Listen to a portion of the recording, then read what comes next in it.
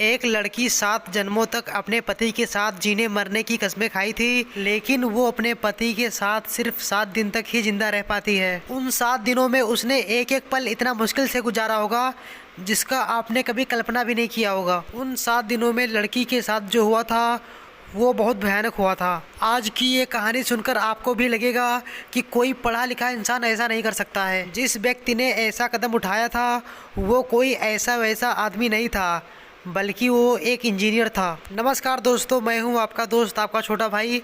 आज की जो ये सच्ची घटना मैं आपको सुनाने वाला हूं, ये सच्ची घटना है उत्तर प्रदेश राज्य का एक ज़िला है हमीरपुर। हमीरपुर की एक कॉलोनी लगती है PWD कॉलोनी। बात कर रहा हूँ 3 फरवरी 2024 के शाम की। यहाँ से लगभग 82 किलोमीटर दूर एक जिला लगता है जालौन। वहीं का एक इलाका लगता है उरई। उरई के रहने वाले विजय की बारात गई थी इसी हमीरपुर सदर कोतवाली। जो बारात गई थी उसमें घर वाले, रिश्तेदार, दोस्त, पड़ोसी और भी गांव के लोग, सभी लोग इस शादी में शामिल होते हैं।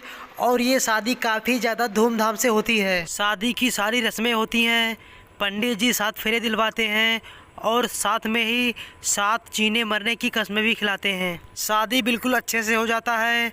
फिर अगला दिन आता है, यानी कि 4 फरवरी 2024, जिस दिन दुल्हन की विदाई होती है। दुल्हन की विदाई भी खुशी खुशी से हो जाती है। जब दुल्हन की विदाई होती है तब लोगों के अंदर खुशी का काफ़ी ज़्यादा लहर होता है, क्योंकि शादी में जो भी कुछ किया था उसके भाई ने ही किया था। लड़की का वो इकलौता भाई था, क्योंकि माता पिता पहले ही मर चुके थे। भाई ने अपनी बहन को बहुत ही नाज से पाला था। दुल्हन के विदाई से सभी लोग बहुत खुश थे और सभी के आंखों में खुशी के आंसू भी थे। लड़की की विदाई हो जाती है और लड़की अपने ससुराल पहुंच जाती है। दुल्हन जब अपने ससुराल जाती है तो उसकी पहली रात होती है, यानी कि जो सुहाग रात होती है। वो शादी की पहली रात लड़की के लिए इतना भयानक हो जाएगा, लड़की ने ये कभी अपने सपनों में भी नहीं सोचा होगा। बताया जाता है लड़का इंजीनियर था और लड़के की उम्र लगभग 35 साल के आसपास थी और दुल्हन की उम्र भी लगभग 30 साल के आसपास थी। लड़के को शायद खुद पे भरोसा नहीं था,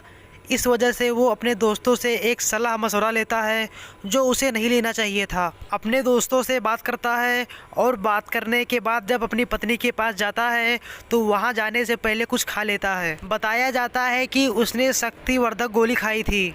वो गोली खाने के बाद अपनी पत्नी के पास जाता है और अपनी पत्नी के साथ सुहाग रात मनाने की कोशिश करता है। पूरी रात निकल जाती है और उसने अपनी पत्नी के साथ इतना घिनौना, इतना गंदा कृत्य किया था जो कि ऐसा कोई हवस का पुजारी ही कर सकता है। वो अपनी पत्नी के साथ कभी प्राकृतिक तरीके से और कभी अप्राकृतिक तरीके से पूरी रात शारीरिक संबंध बनाता है। जब उसकी पत्नी ने इसका विरोध किया कि तुम ये क्या कर रहे हो, तब उसने अपनी पत्नी को पहली रात में ही पीटा भी। जब तक उसकी हसरत पूरी नहीं हो जाती तब तक वो अपनी पत्नी के साथ ऐसा गंदा घिनौना कृत्य करता रहता है। उसकी पत्नी इस चीज़ का विरोध भी नहीं कर पाती है, क्योंकि सुहाग रात का पहला दिन था।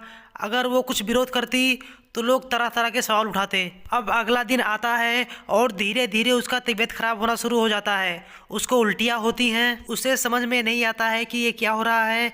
फॉर्मेलिटी के तौर पे डॉक्टर को बुलाया जाता है और उसको ऐसे ही दवाई दे दी जाती है। फिर अगली रात आती है और अगली रात को भी वो पहली रात की तरह अपनी पत्नी के ऊपर टूट पड़ता है। उस रात भी उसने शक्तिवर्धक गोली खाई और अपनी पत्नी के साथ शारीरिक संबंध बनाया। पत्नी ने इस चीज़ का विरोध भी किया, लेकिन उसका विरोध कुछ काम नहीं आ रहा था। उसके साथ कभी प्राकृतिक तरीके से और कभी अप्राकृतिक तरीके से शारीरिक संबंध बनाया गया और उसे बहुत बुरे तरीके से प्रताड़ित भी किया गया।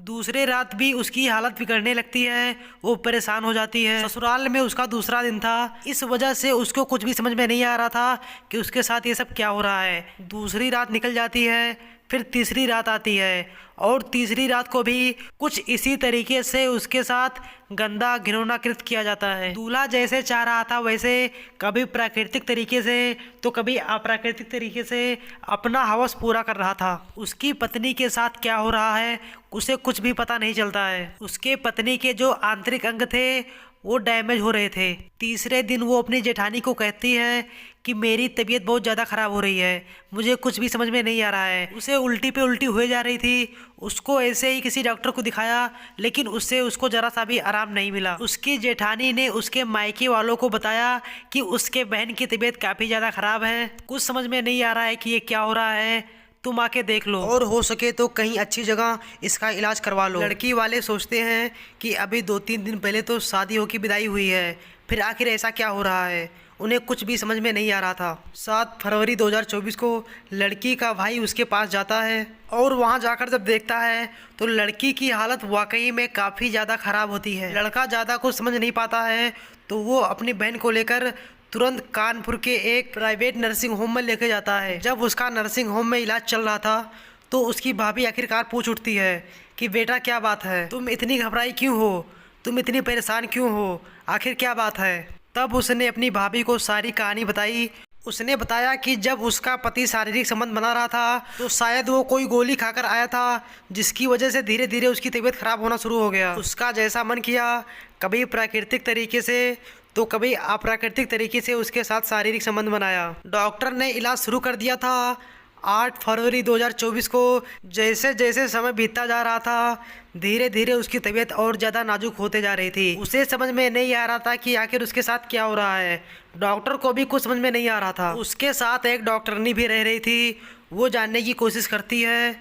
उसके बाद अगले दिन 10 फरवरी 2024 को दोपहर में लगभग 3:30 बजे के आसपास दुल्हन ने अपना दम तोड़ दिया। घर वालों का रो रो कर बुरा हाल हो जाता है और बात मीडिया तक पहुंचती है। जब बात मीडिया वालों तक पहुंची तो मीडिया वालों ने उस डॉक्टरनी से बात करने की कोशिश की। डॉक्टरनी ने अपना नाम ना बताने के लिए कहा और उन्होंने मीडिया से बताया कि ऐसा लग रहा था कि जैसे कई लोगों ने मिलकर उसके साथ सामूहिक बलात्कार किया हो और इसे इतनी प्रताड़ना दी गई है कि जिससे उसके आंतरिक अंग भी डैमेज हो गए हैं। उसका पोस्टमार्टम कराया जाता है। जब अंतिम संस्कार के लिए पहुंचता है तो उसके घर वालों का, परिवार वालों का, आस पड़ोस वालों का, रिश्तेदारों का रो रो कर बुरा हाल हो जाता है। इसी बीच मीडिया वालों ने भाभी से पूछताछ करने की कोशिश की तो भाभी ने बताया कि शक्तिवर्धक गोलियां खाकर उसके साथ शारीरिक संबंध बनाया, जिससे उसकी ननद की हालत धीरे धीरे बहुत ही ज़्यादा नाजुक हो गई और अगर समय से उसका इलाज कराया होता तो शायद वो बच जाती। लोग कहने लगे कि लड़की बड़ी अभागी थी, पहले इसके माता पिता मर चुके थे, फिर इसके भाई ने इसका देखभाल किया। हालांकि भाई ने ईमानदारी के साथ अपनी बहन का शादी किया, बड़े ही नाच प्यार से पाला था और जिसके साथ इसने 7 जन्मों तक जीने मरने की कसमें खाई थी, उसके साथ भी ये सिर्फ 7 दिनों तक ही रह पाई। जो भी हुआ था बहुत भयानक हुआ था। लोगों के मन में बस एक ही सवाल था कि आखिर कोई दूल्हा अपने दुल्हन के साथ ऐसा कैसे कर सकता है। हैरान करने वाली बात यह भी है कि जब ये खबर मीडिया पर प्रकाशित होती है तो पता चलता है पता नहीं कैसे इसके दोस्त होंगे जो इसे शक्तिवर्धक गोलियां खाकर सुहागरात मनाने की सलाह दी थी। हैरान करने वाली बात यह भी है कि वो लड़का तो पढ़ा लिखा था, फिर भी उसके समझ में कुछ नहीं आया। आखिर अगर उसे कुछ दिक्कत थी तो उसे डॉक्टर से सलाह मशवरा लेना चाहिए था। जब मीडिया ने दूल्हे से बात करने की कोशिश की तो दूल्हे ने बताया कि उसकी जो पत्नी थी वो शादी से पहले ही बीमार थी, बीमार लड़की से इसकी शादी कराई गई थी, तो इसकी वजह से धीरे धीरे इसकी तबीयत बिगड़ती गई और इसके ऊपर बेफिजूल के इल्जाम लगाए जा रहे हैं। आखिर कौन सच्चा है कौन झूठा है इसका तो पता नहीं, लेकिन लड़की के भाई ने एसपी को तहरीर दी है। इस मामले की पूरी जांच होगी और क्या सही है और क्या गलत है सब सामने आ जाएगा। दोस्तों, इस कहानी को सुनाने का मकसद किसी को ठेस पहुंचाना नहीं है, किसी के दिल को दुखाना नहीं है, किसी को परेशान करना नहीं है, बस आपको जागरूक करना है, आपको सतर्क करना है।